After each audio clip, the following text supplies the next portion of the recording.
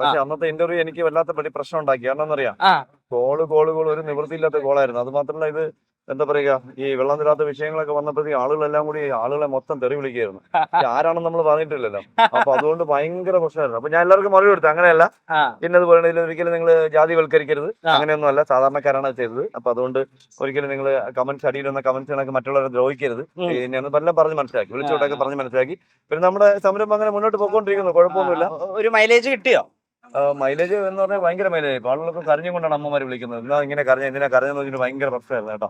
ഒരു രക്ഷയില്ല. കരഞ്ഞും കൊണ്ട് എന്തിനാ കരഞ്ഞെന്ന് പറഞ്ഞിട്ട് കരയുന്ന ആരും മുന്നിലും കരയരുത് ആ എന്ന് പറഞ്ഞ് ഒരുപാട് ഉപദേശങ്ങളായിരുന്നു അമ്മമാര്, ആ ആ പ്രായമുള്ള അമ്മമാര്. ആ ആ. അത് ഭയങ്കര ഒരുപാട് പേര് വീടുകളിലേക്കൊക്കെ ക്ഷണിക്കുന്നുണ്ടായിരുന്നു ഞങ്ങളുടെ വീഡിയോയുടെ കമന്റുകളുടെ അടിയിൽ തന്നെ. 1 2 100 അല്ല, എനിക്ക് വീട്ടിൽ പോയി കഴിക്കാൻ പറ്റാത്ത. ഹായ് മോനെ, ഇപ്പൊ കഴിക്കാം കേട്ടോ, ഇപ്പൊ തരാം കേട്ടോ. അപ്പൊ ഒരു രക്ഷയില്ലാത്ത പരിപാടിയായിരുന്നു. ആ ഒരു ആ രക്ഷ ആ നമ്മളെ പരിപാടി. ഞാൻ സാധാരണ അങ്ങനെ പെട്ടെന്ന് അങ്ങനെ കരയുന്ന ഒരാളല്ല. പക്ഷെ എന്താണെന്ന് അറിയില്ല, നിങ്ങൾ എന്നെ കരയിച്ചു എന്നുള്ളതാണ്. എന്നെ കരയിച്ചു, എന്നെ സ്നേഹിക്കുന്ന കുറെ അമ്മമാരെയും സഹോദരന്മാരെയൊക്കെ കരയിച്ചു എന്നുള്ളതാണ്. ഭയങ്കര ബുദ്ധിമുട്ട്, ഭയങ്കര പ്രശ്നമായി പോയിട്ടാ.